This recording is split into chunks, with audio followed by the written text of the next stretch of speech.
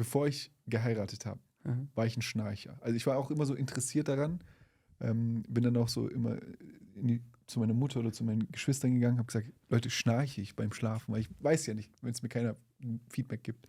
Die haben alle gesagt, ja, oh, du schnarchst übertrieben und so, du musst anfangen, nicht zu schnarchen.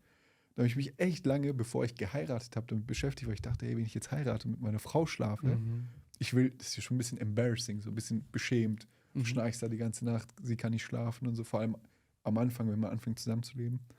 Da habe ich mich so ein bisschen informiert und da kam so ein Licht. Ich so, warte mal, da stand irgendwo in meiner Recherche, du kannst nicht schnarchen, wenn du durch die Nase atmest.